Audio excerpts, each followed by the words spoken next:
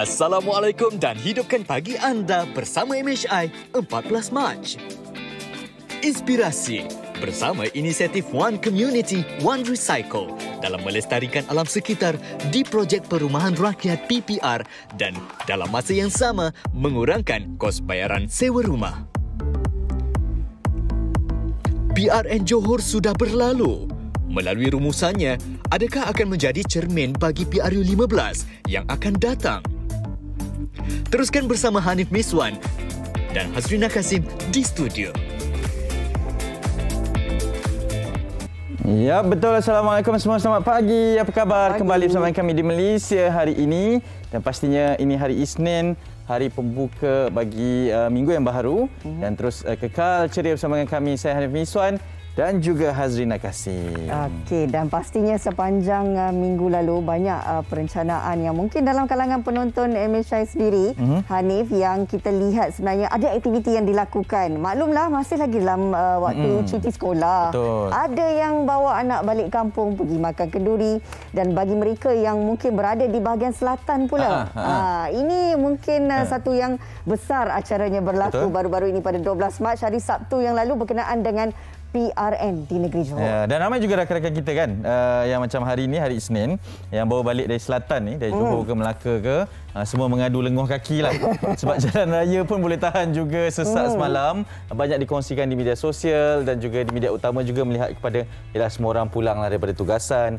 Dan mungkin ada yang bercanggah jugalah ataupun bertembung lah dengan mereka yang pergi bercuti kan. Betul. Jadi bertabahlah ya. Apapun hari Isnin, selamat kembali bekerja kepada semua. Okey, sebenarnya hari ini kita nak bawakan, kita duduk dulu Kita nak bawakan banyak pengisian sepanjang 1 jam ini kalau dikongsikan berkenaan dengan teaser sebentar tadi. Ini kita nak kongsikan tentang kisah inspirasi bagaimana satu One Community, One Recycle ini sebenarnya berfungsi bukan sahaja untuk melestarikan alam sekitar, tetapi bagaimana penduduk-penduduk di PPR ini sebenarnya boleh menjadikan ia sebagai satu sistem barter lah orang kata.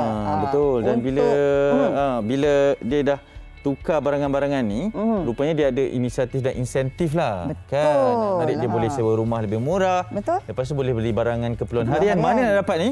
Itulah, ini adalah satu inisiatif yang sangat baiklah sebenarnya. Dan pastinya untuk perbincangan utama kita hari ini, kita nak bawakan berkenaan dengan rumusan keputusan PRN Johor yang pasti sudah terang lagi bersuluh. Betul. Milik Barisan Nasional. Menang 2/3. Orang kata menang bergaya lah. Ya, betul. Dan ini ibarat satu mesej juga berkenaan dengan bagaimana pilihan raya negeri ini selepas satu pilihan raya negeri ke pilihan raya negeri yang berikutnya. Dengan peratusan mengundi juga menjadi antara faktor utama yang turut dibincangkan pada pilihan raya negeri Johor pada kali ini, dan kita akan berbicara dengan lebih ekstensif berkaitan dengan perkara ini sebentar sahaja lagi. Tapi sekarang kita nak kongsikan ini yang kita cakapkan tadi berkaitan dengan insentif ini.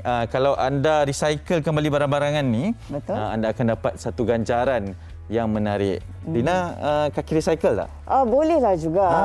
Sebab kalau di rumah tu kan, kadang-kadang kita ni beli surat khabar ataupun majalah dan sebagainya. Bertahun-tahun simpan tu buat apa?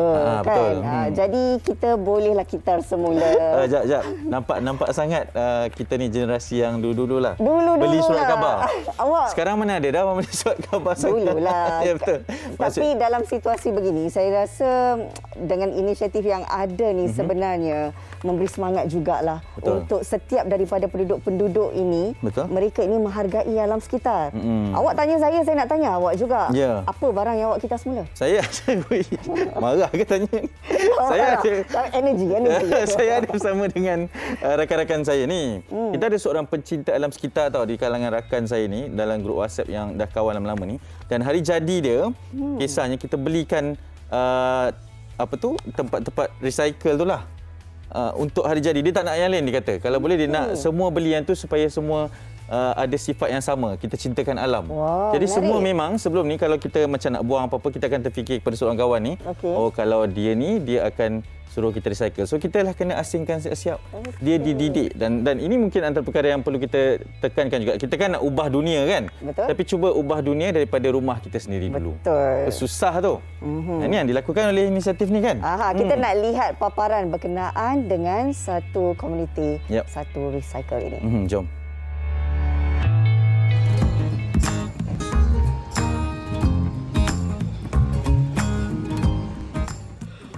Projek Perumahan Rakyat PPR Pekan Kepong Kuala Lumpur. Setiap kali menjelang hujung minggu, penduduk di sini pasti sibuk melakukan pelbagai aktiviti. Bagi seorang daripada penduduk, Masitah 56 tahun. Dia memanfaatkan waktu cuti dengan membawa sampah yang boleh dikitar semula untuk ditukar kepada sistem bayaran sewa rumah.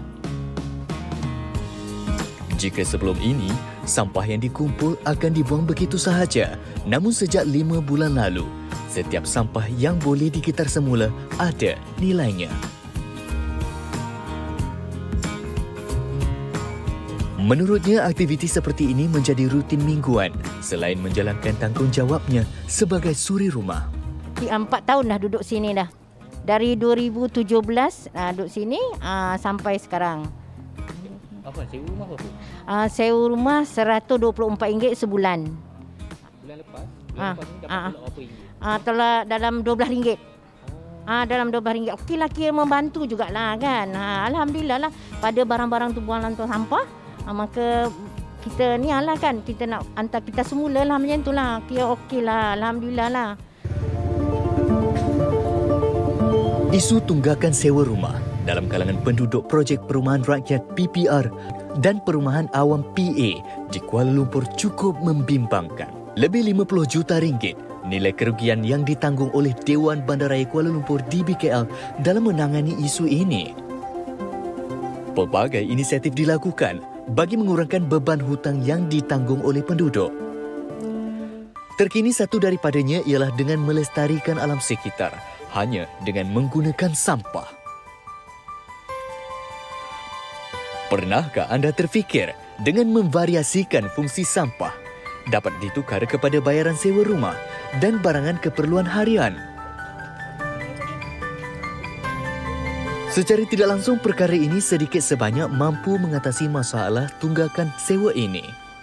Bagi Timbalan Pengarah Kanan, Jabatan Kesihatan Alam Sekitar DBKL, Nur Hayati Mat Said, setiap kali hujung minggu dia bersama beberapa pegawai petugas lain akan membuat pemantauan di sekitar lokasi projek rintis yang sudah dilaksanakan sejak November 2021.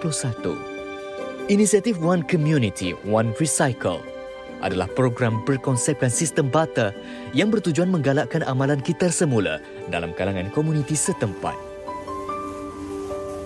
Selain itu, usaha ini dapat juga membantu ekonomi warga kota, khususnya golongan B40 yang terjejas akibat pandemik COVID-19. Penduduk boleh menukarkan barang-barang kita semula dengan barang-barang keperluan asas yang mana harganya disubsidi oleh pihak Datuk Bandar ataupun pihak Dewan Bandaraya Kuala Lumpur sebanyak anggaran dalam 40%.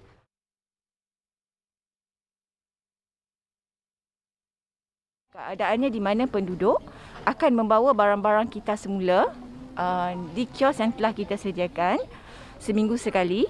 Okay, and then pihak Persis akan merekodkan kadar yang mata green coin, kita panggil green coin, mata yang dikumpulkan ke dalam sistem Go Green. Okey, so sistem Go Green ni dia terus kita akan masukkan ke dalam bilik kaedah Jompe dengan pengumpulan mata ganjaran yang telah dikumpulkan oleh penduduk ke dalam akaun penduduk lah. Rata-rata penduduk memberi kerjasama yang positif kerana inisiatif ini sedikit sebanyak dapat membantu mengurangkan beban mereka. Amat membantu, itu saya cakap amat membantu. Kita harap DBKL teruskan program macam inilah, amat membantu kami yang B40 di sinilah. Harapan saya pihak DBKL perbanyakkan lagi lah inisiatif pada penduduk lah, salah satu ini.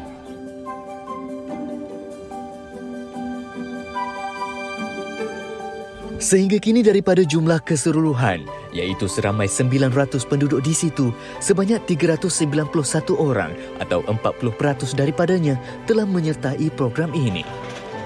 Selain itu, pihak DBKL juga komited dalam mengenal pasti penduduk yang mempunyai kadar tunggakan tertinggi untuk dibantu. Bagi kebanyakan penduduk yang terdiri daripada suri rumah dan bekerja sendiri seperti Masitah, inisiatif ini dianggap sebagai peluang terbaik bagi mengurangkan kos sara hidup di kota selain dapat membantu memulihkan alam sekitar. eloklah diteruskan sebabnya sini kan rumah PPR. Banyak barang-barang yang ni eloklah kita teruskan supaya membantu jugalah penduduk-penduduk kat sini. Kan? Itulah.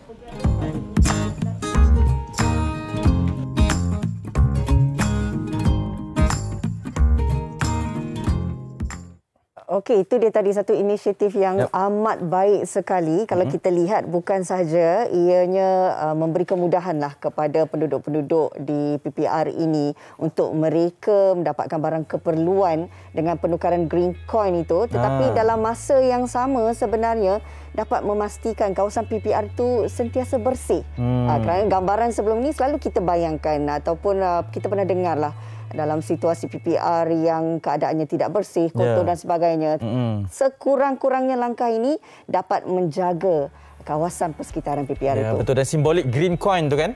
Shilling hijau. Hijau ni kan bersih, aman, damai kan. Itu antara inisiatif yang sangat baik dan saya pun tertarik sebenarnya dan mungkin ada yang cakap kalau boleh banyakkan lagi inisiatif sebegini. Tapi dalam masa yang sama kita sebagai penduduk, manusia kan, juga perlu ada inisiatif sendirilah. Betul. Kalau orang lain tak mulakan, kita mulakan. Kita yang amalkan supaya satu hari nanti tak perlu ada insentif, tapi ianya adalah inisiatif sendiri terus. Menjadikan ia satu amalan dalam kehidupan kita. Betul. Baik, kita nak berehat seketika. Sekembali nanti kita akan bersama dengan tetamu kita untuk perbincangan berkenaan dengan rumusan keputusan PRN Johor.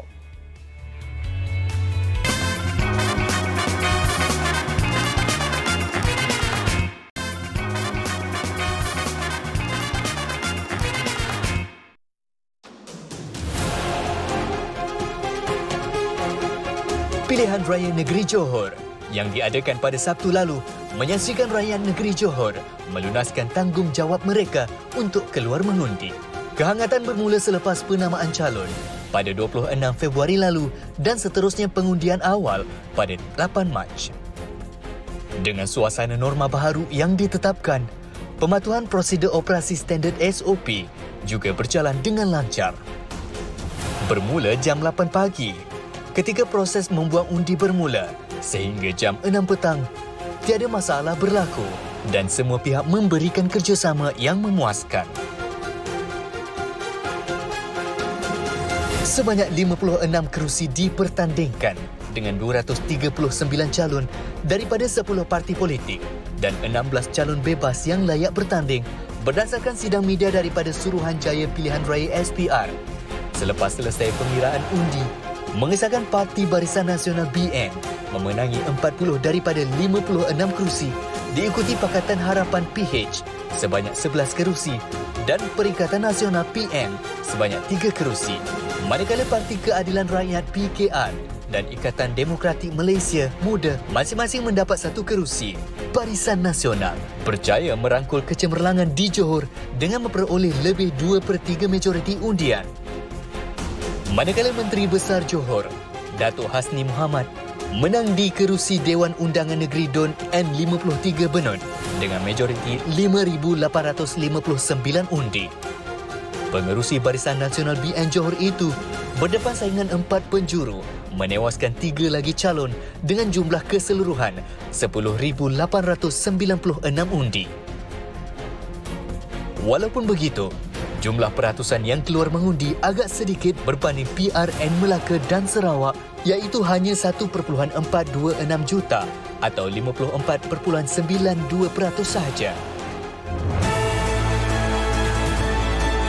Dengan kepimpinan baharu ini, rakyat negeri Johor pasti mengharapkan sebuah kerajaan yang bertanggungjawab serta mampu memberi keutamaan kepada rakyat dalam pelbagai bidang dan aspek. Baik, kembali bersama kami di Malaysia hari ini. Ini lanskap politik negara yang akan kita bincangkan sekarang dan pastinya angin undian itu masih lagi terbuai-buai lah untuk kita bicarakan dan juga ini sedikit analisis berkaitan dengan pilihan raya negeri Johor yang baru sahaja berlangsung pada hari Sabtu lepas, Rena.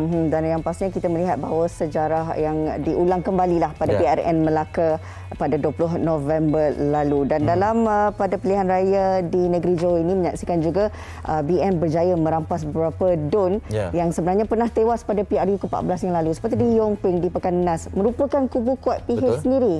Dan kita nak membuat kesimpulan ataupun rumusan bersama dengan tetamu kita hari ini, Saudara Mujibu Abdul Muiz, fellow kerusi Institusi Raja-Raja Melayu KIRRM UiTM, juga penganalisis politik bersama kita. Assalamualaikum, apa khabar? Assalamualaikum.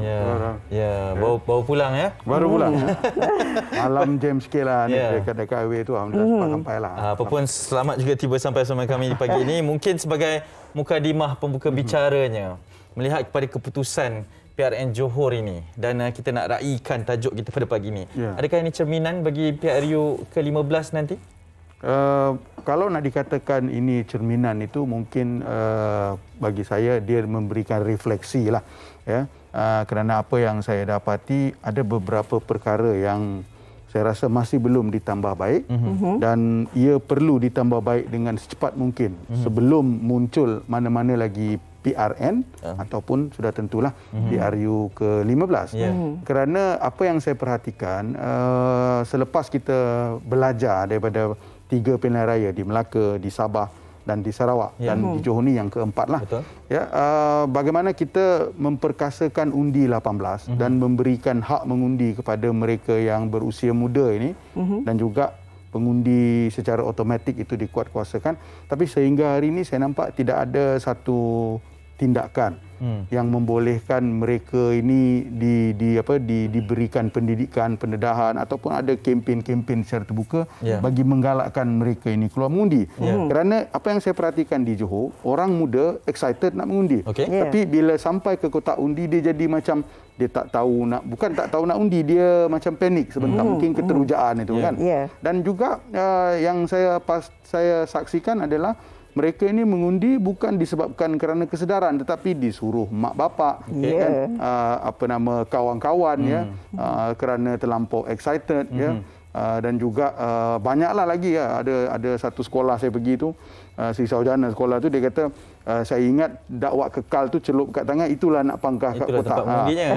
Ada yang sampai ke kotak undi tu, dia kata bila sampai dia jadi panik pula, sampai kan poll manager tu minta dia cepat sebab masa dia dah habis. Jadi saya rasa ini antara perkara-perkara yang perlu diambil tindakan bagi memastikan proses demokrasi ini bukan dia berjalan lancar, tetapi mereka yang muda yang baru mengundi ini dia benar-benar faham apa sebenarnya tujuan mengundi itu.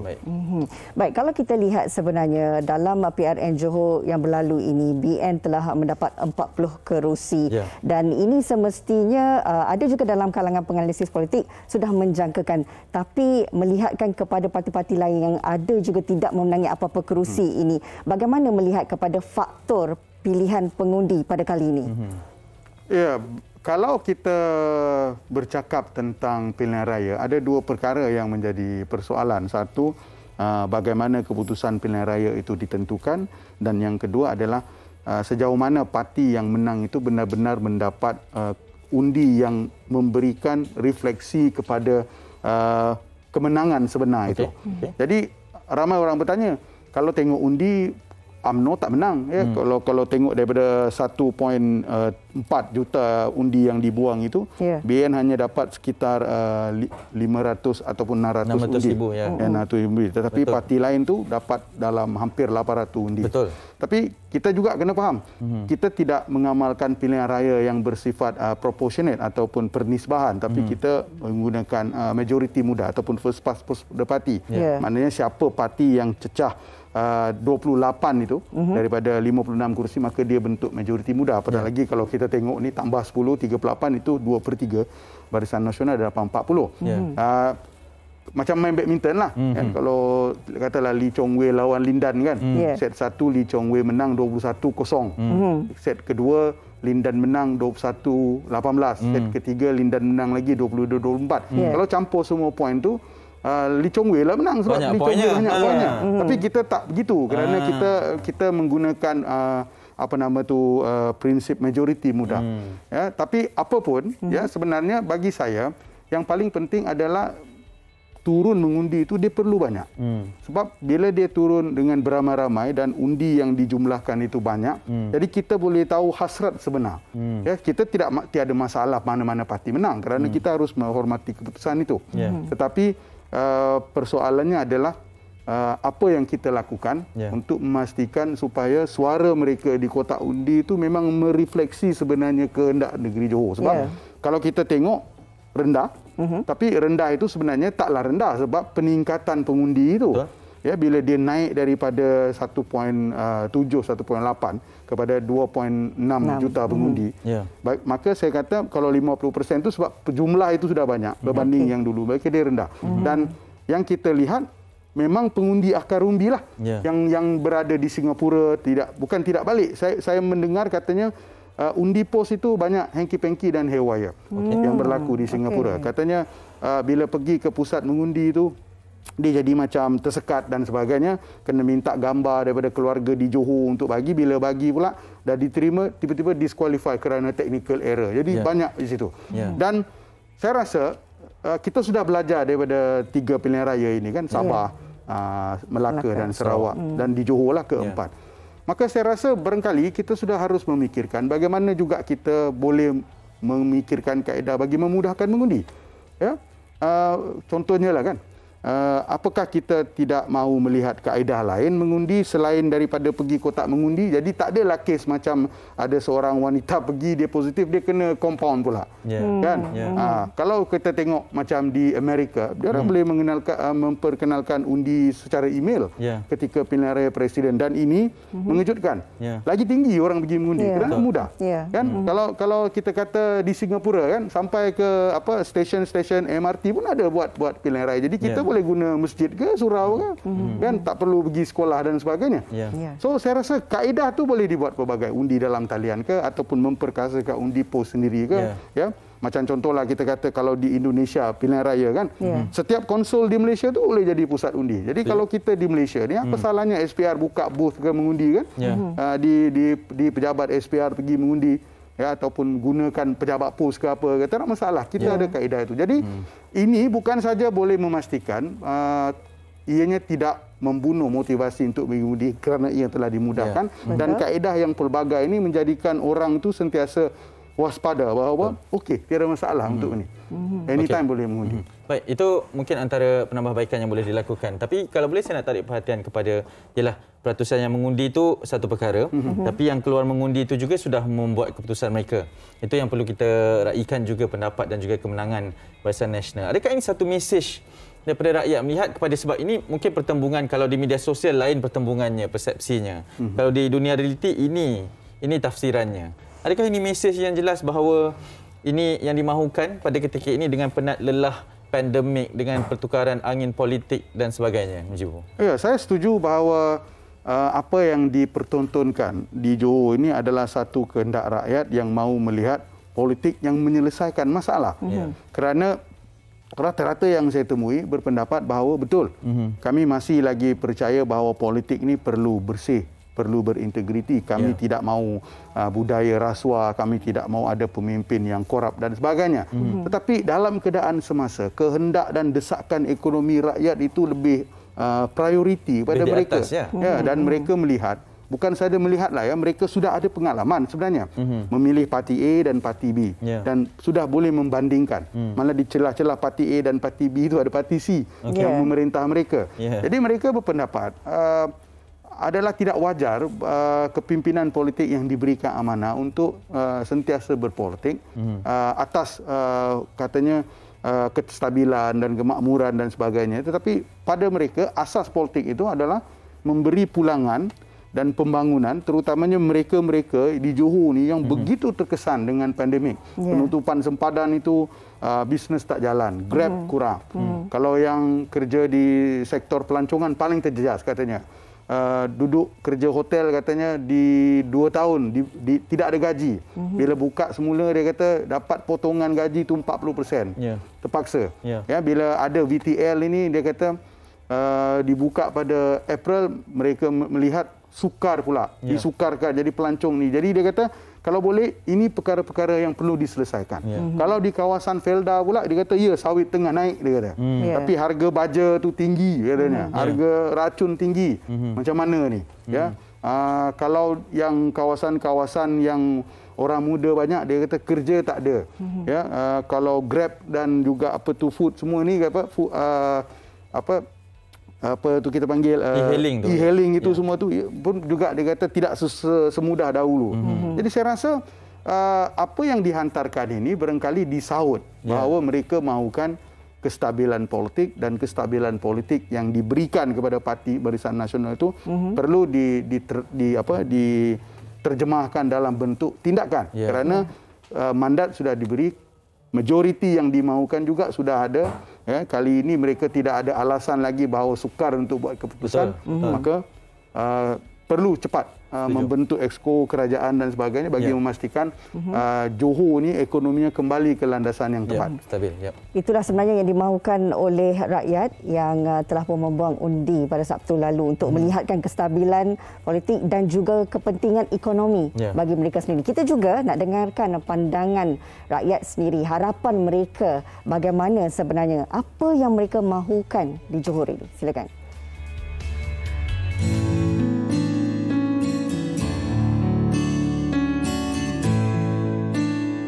Kalau tanya saya secara peribadi, menang pun dah menang, rakyat dah bagi mandat. Jadi satu je, tunaikanlah apa yang dah dijanjikan, sebab kita pun sebagai rakyat secara peribadi dah letih sebenarnya. Jadi tunaikan. Kalau macam saya sendiri, kalau boleh tumpuan kepada contoh kepada golongan OKU dan juga warga emas, mudahkan urusan mereka. Lepas tu dari segi bantuan pun kalau boleh janganlah ada diskriminasi ataupun pilih bulu lah, senang cerita. Jadi kalau boleh tunaikan janji dengan ikhlas, laksanakan tanggungjawab dengan sebaiknya dengan mandat yang telah kita berikan. Macam mana janji manifesto dia, saya harap dia tunaikanlah. Jangan sampai pisang berbuah dua kali macam PRU yang selepas ni. Saya harap pada YB yang menang ni harap perhatian pada peniaga-peniaga kecil ni. Dulu campuran dengan PN-nya, dengan PH-nya, dengan BN. Tapi sekarang ni maknanya seperti mana yang lepas-lepas dulu, kini dan selamanya. Okey, carry on. Bila dah rakyat Johor ni bagi apa, dah memilih mereka ni, harap-harap diorang boleh tunaikanlah apa yang diorang dah janjikan ya. Nah, sebab rakyat dekat Johor ni pun mengharapkan apa yang mereka dah janjikan. Oleh kerana rakyat Johor dah memilih dia, saya rasa mungkin boleh. Itu dia tadi, antara suara dan harapan mewakili, boleh dikatakan sebagai keseluruhan rakyat Johor. Ini yang mereka mahukan. Kata mereka, Saudara Mujibu, sudah cukup penat dah. Dah letih dah. Tolonglah bantu mereka untuk sama-sama mereka dah beri kepercayaan dan kena buktikan ketika ini. Bagaimana kita nak melihat dengan kerajaan yang bakal dibentuk ini, perlu untuk mereka memahami peranan dan tanggungjawab baru ini. Dalam hal ini saya rasa bukan di Johor saja yang letih dengan politik ini, di tempat lain pun dan mereka berharap bahawa selepas ini tidak akan adalah drama-drama politik yang tak sepatutnya. Nak tukar kerajaan, bercakap pasal lompat parti, itu semua sudah cukup meletihkan. Kerana apa yang jelas, tekanan semasa itu adalah ekonomi. Bagaimana sebagai contohlah rakyat kata kita minta 10,000 yang KWSP ni, dia kata bukan sebab kita nak keluar duit nak pergi apa, kerana kita memang betul-betul terdesak. Dan dia kata dia beri dia kata kalau di negara lain kerajaan dia bukan suruh keluar KWSP, kerajaan yang meminjam ataupun keluarkan dana untuk beri pada rakyat. Macam di Jerman, macam di Indonesia. Sebab dia kata memang terdesak sangat. Jadi saya rasa kalau kerajaan itu sebelum ini mengatakan bahawa mungkin sukar kerana majoriti, kerana masalah kalau kerajaan campuran ini, kita nak buat ini, ada yang nak buat A, ada yang nak buat B. Betul. Jadi sekarang ini sudah diberikan. Apa yang diperkatakan oleh responden tadi itu sebentar tadi, itu memang suara besar orang Johor yang mengatakan letih dan tetapi dalam masa yang sama masih lagi menaruh harapan pada kerajaan yang berharap kalau kerajaan itu sudah dibentuk dan majoritinya tidak terganggu, maka buatlah kerja mereka. Kerana ini jelas tekanan, kerana Johor ini adalah negeri yang antara yang termaju, yang ekonominya bergantung kepada pasaran terbuka, pada jirannya di Singapura. Jadi kalau perkara-perkara itu tidak diurus dengan baik dan juga pemimpin yang ada itu tidak boleh memikirkan alternatif sebaliknya, disebabkan ekonomi yang bergantung dengan jiran dan juga kita kata ekonomi yang lain, perkilangan dan sebagainya. Maka saya rasa kerajaan yang dipilih itu gagal bagi saya. Tapi kita harus memberikan peluang lah kerana mereka akan membentuk kerajaan. Ya, dan mungkin selepas ini kita harap semua yang dijanjikan itu boleh ditunaikan. Ya, baik. Okey, Cik Mujibu, mungkin kita dah berada di penghujung, tapi sedikitlah soalan bonusnya.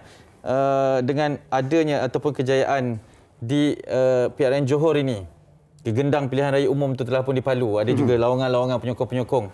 Adakah ianya bakal hampir waktu yang sesuai atau bagaimana?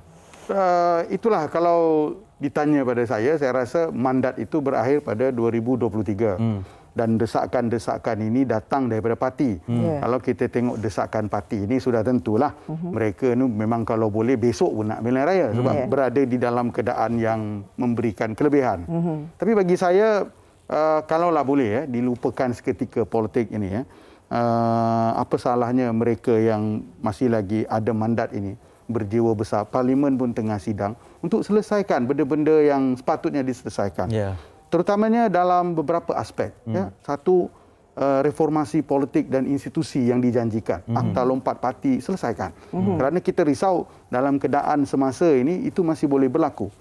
Kedua, apa yang boleh saya katakan adalah hal-hal yang berkaitan dengan pasca pandemik. Bagaimana kita menguruskan kemasukan kita ke fasa endemik pada April ini yang saya rasa masih lagi tidak ada satu kerangka yang jelas, terutamanya kalau kita mengambil kira apa yang diberikan oleh orang Johor berkenaan dengan VTL dan juga pembukaan sempadan. Kerana di Johor ni kita kena faham, sempadan tu bukan Singapura saja, Indonesia pun ada. Dan dia kata pergantungan ekonomi kepada Singapura dan juga pergantungan ekonomi pulau-pulau kecil Indonesia itu kepada Johor. Itu penting dikatanya. Itu dalam konteks Johor. Tapi kalau kita kata dalam konteks kebangsaan pun lebih kurang samalah. Kerana kita masih lagi itu. Jadi dan paling besar sudah tentulah bagaimana bajet sudah diluluskan, maka apa daripada bajet yang kita bentangkan itu untuk dipercepatkan hasilnya menuju ke 2023. Baiklah. Dan kita juga mengharapkan agar kali ini pastinya tanggungjawab yang diberikan itu dilaksanakan sebaik mungkin. Semoga kepercayaan yang ada itu lebih kukuh, lebih kuat untuk berhadapan dengan PRU yang akan datang. Terima kasih banyak Encik Mujibu kita ucapkan. Nanti kita jumpa lagi ya. Sama-sama Rina ya, baik. Sebab pastinya ini akan terus menjadi topik perbincangan kita dari masa ke semasa, dan kepada anda semua, manifesto itu mungkin bukan satu kitab suci tapi ianya sebagai satu panduan untuk menunaikan janji. Baik, kita nanti lihat seketika. Selepas ini banyak lagi perkara yang akan kita bincangkan di Malaysia hari ini. Jangan ke mana.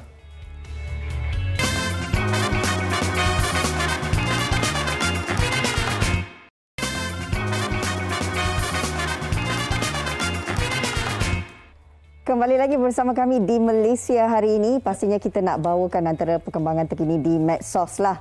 Ini kita nak menyentuh tentang jumlah kes COVID sehingga semalam 13 Mac jumlahnya 22,535 kes, menjadikan jumlah kumulatif sebanyak 3,823,571 kes. Ya, kalau kita lihat pada trend ini masih lagi berada di trend puluhan ribu. Pada masa yang sama juga semalam untuk dilaporkan 77 kes kematian telah pun dilaporkan di negara kita. Jadi itu juga perlu diambil perhatian dan juga sama-samalah kita pantau keadaan dari masa ke semasa. Daripada COVID, biasa kita nak teruskan kali ini berkaitan dengan keadaan cuaca. Kalau 2 hari sebelum ni mungkin agak sedikit panas keadaannya di sini. Tapi daripada sudut pemerhatian di laman sesawang met.gov.my ini, di beberapa negeri dilaporkan akan hujan, terutamanya di Perlis, Kedah, Pulau Pinang, Perak, Selangor juga. Tetapi dari sudut pembacaan cuaca di sebelah pagi, petang dan juga malam juga ada beberapa kawasan ya, Riana? Ya, di Semenanjung kalau kita lihat hujan di beberapa tempat di kawasan pantai, terutamanya di utara lah, di Kedah dan juga di Perak. Dan Sabah juga ada 1-2 tempat termasuk di kawasan pedalaman pantai barat dan juga wilayah Persekutuan Labuan. Okey. Dan ada satu pembacaan juga yang ingin kami kongsikan. Ini berkaitan dengan satu perkongsian oleh Jabatan Meteorologi Malaysia, tinjauan cuaca bagi tempoh Mac hingga Ogos 2022. Tapi fokus kita di sini adalah berkenaan dengan fasa monsun timur laut yang telah bermula pada November lalu, 3 November secara spesifiknya, dan dijangka akan berterusan sehingga ke bulan Mac inilah. Dan sepanjang tempoh ini, negara lebih cenderung menerima tiupan angin yang lebih kencang dan berterusan dari arah timur dengan kelajuan 10 hingga 20 km per jam. Hujan lebat juga berterusan untuk tempoh beberapa hari yang boleh mengakibatkan kejadian banjir. Okey, ini antara amaran dan juga perkongsian yang telah pun dikongsikan. Untuk pemahaman lebih lanjut di bulan Mac, Mei, April dan seterusnya, anda boleh bacakan di laman web met.gov.my. Okey, satu lagi perkongsian. Ini berita gembira bagi Arena Sukan Negara apabila pasangan bergu lelaki negara ini berjaya untuk menjuarai kejohanan terbuka Jerman, Gomzife dan juga Nur Izzuddin. Ini pada perlawanan akhir berlangsung di Westernergy Sportelil. Susahnya nak sebut. Yang pastinya di Jerman lah. Gandingan negara ini kita sebenarnya yang menduduki ranking ke-17 di dunia telah pun mengejar mata sebelum lawan mereka mendahului 11-8. Menariknya, saya difahamkan ketika melihat siaran langsung ni semalam lah. Izzuddin ni dia mengalami kecederaan ketika perhitungan di set kedua dan set ketiga. Tapi pasangannya ni, Zife ni, diorang ni saling cover each other lah. Saling backup satu sama lain. Jadi sampailah berjaya menang. Dan ini kejuaraan pertama selepas berapa tahun. Dan selepas ni, destinasinya adalah ke All England pula. Bagi peminat badminton akan teruja lah ke perkara seperti ini kan. Mudah-mudahan berjaya hendaknya.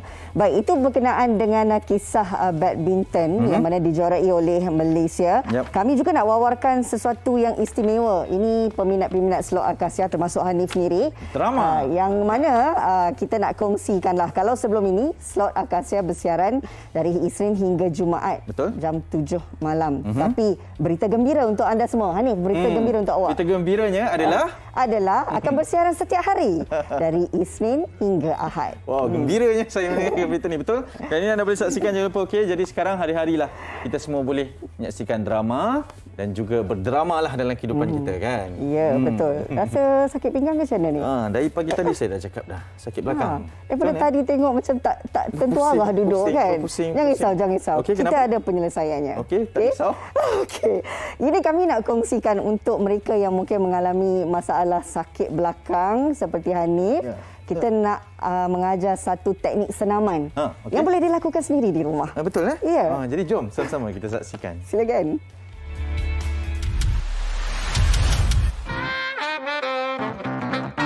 Assalamualaikum. Salam sejahtera. Apa khabar anda semua? Saya Syekh Hakimi. Hari ini saya akan ajarkan anda 3 jenis latihan untuk mereka yang sentiasa mengalami sakit belakang. Kebiasaannya, ramai orang yang bekerja terlalu lama ataupun duduk terlalu lama akan sakit di bahagian belakang ini. Jadi hari ini saya akan tunjukkan anda cara untuk melakukan senaman untuk melatih bahagian lower back anda. So, exercise yang pertama kita akan lakukan trunk rotation. Alright, kita akan lakukan sebanyak 3 set selama 15 saat untuk setiap bahagian. Baik, kita akan buatkan kaki kita sini. Pastikan kaki kita pada kedudukan 90 darjah. Alright. Dan kita nak dada kita, chest kita forward ke depan.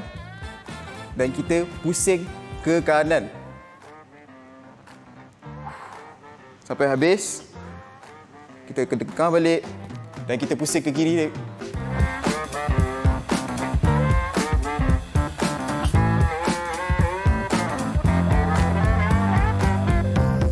Alright, itu adalah exercise yang pertama. Exercise yang kedua. Apa yang anda perlu lakukan, hanya lipatkan kaki anda sebegini. Alright, bukan cara anda sebegini ini. Alright, dan anda baring. Dan kaki anda angkat sedikit pada kedudukan 90 darjah. Sama seperti latihan yang pertama tadi. Alright, dan angkat lutut anda kena ke bahagian dada. Alright, sebab itu dinamakan knees to chest exercise.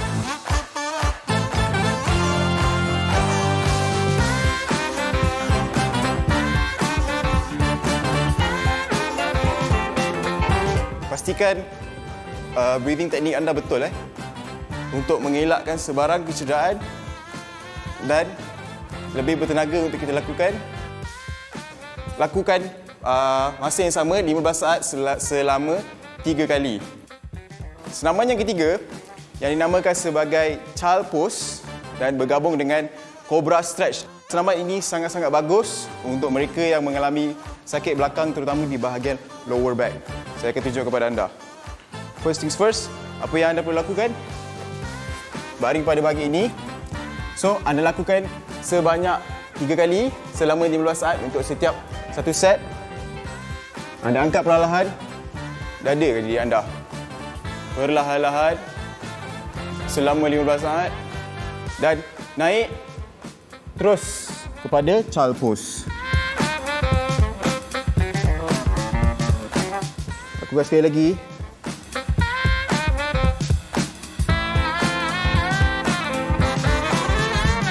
Ini adalah gabungan untuk 2 exercise iaitu Cobra Stretch atau dinamakan sebagai Classic Seal dan digabungkan dengan Child Pose. Ia sangat bagus untuk mereka mengalami sakit di bahagian lower back. Itu sahaja senaman untuk lower back pada hari ini. Terima kasih.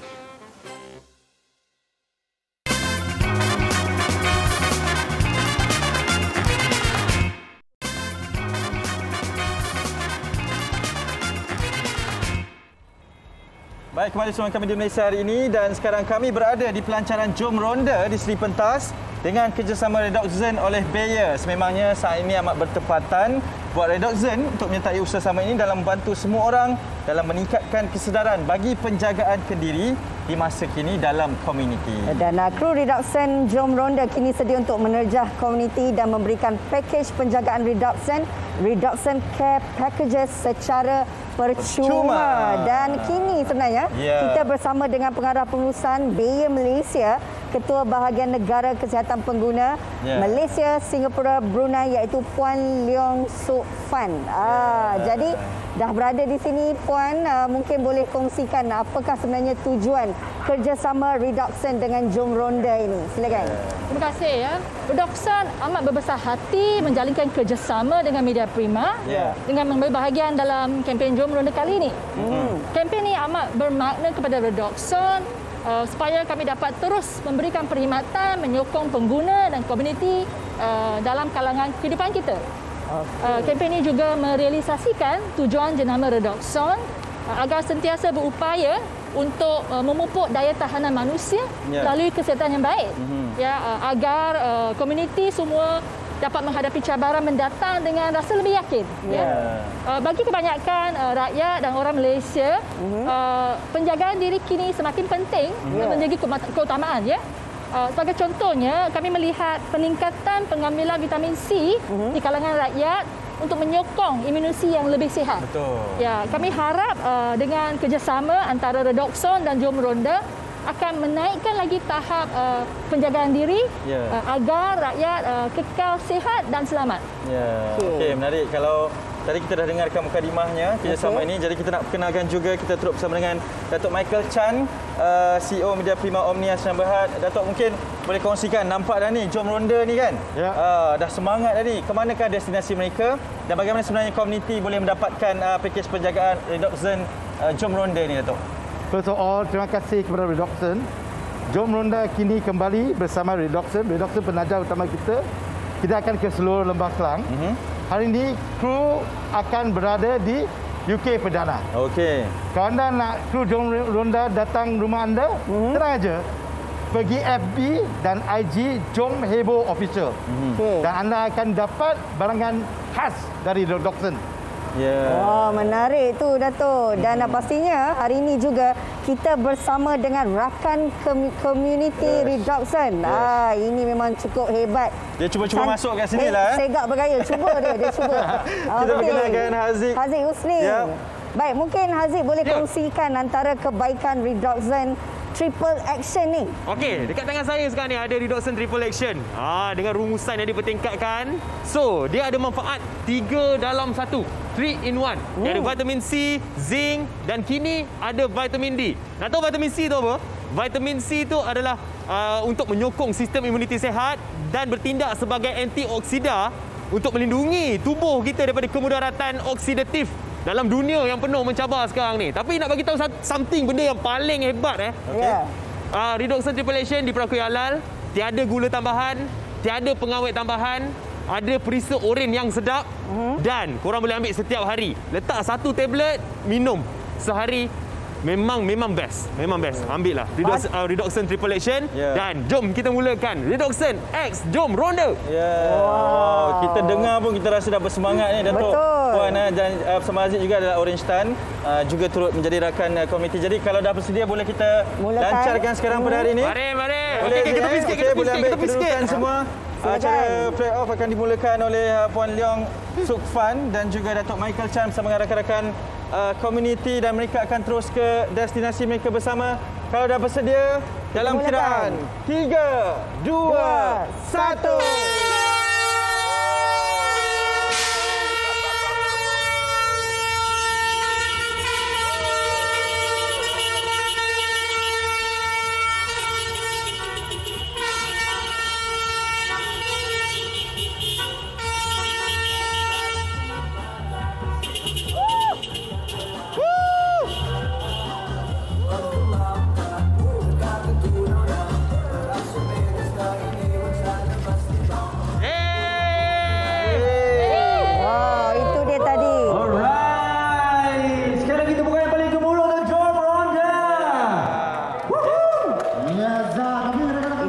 Pelancaran Jom Ronda yang telah pun berlangsung sebentar tadi, di mana dia akan terus meneroka dan sampai kepada kawasan-kawasan anda. Jadi terus bersedia untuk mendapatkan penjagaan Redoxon. Ini satu pakej yang istimewa ya. Betul. Dan Jom Ronda ni memang dah dimulakan sebagai satu inisiatif untuk mendekati komuniti dan kalau nampak tu jangan lupa hai bye-bye, dapatlah pakej penjagaan ni. Okey, ini bermakna kita dah berada di penghujung untuk siaran Malaysia hari ini pada pagi ini.